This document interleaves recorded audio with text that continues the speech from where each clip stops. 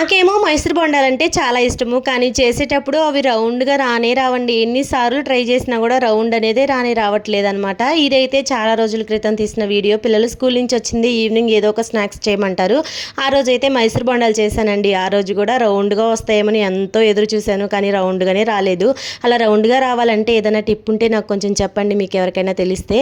ఇంకా దీనికోసం బ్యాటర్ అయితే ప్రిపేర్ చేసుకున్నాను.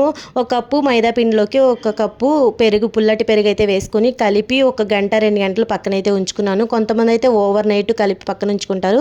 ఇంకా కలుపుకున్న బ్యాటర్లోకి కట్ చేసుకున్న ఉల్లిపాయలు, కరివేపాకు, అలాగే కొత్తిమీర, పచ్చిమిర్చి, జీలకర్ర, కొద్దిగా ఉప్పు, కొంచెం సోడా ఉప్పు ఇవన్నీ వేసుకొని బాగా మిక్స్ చేసుకోవాలన్నమాట.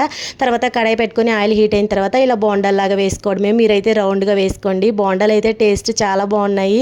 ఈసారైనా ట్రై చేస్తాను. రౌండ్గా వస్తాయి రావో చూడాలన్నమాట. మీలో ఎంతమందికి మైసూర్ బోండాలు అంటే ఇష్టమో కమెంట్ చేయండి. వీడియో నచ్చితే లైక్ చేయండి. అలాగే ఛానల్ని ప్లీజ్ సబ్స్క్రైబ్ చేయండి.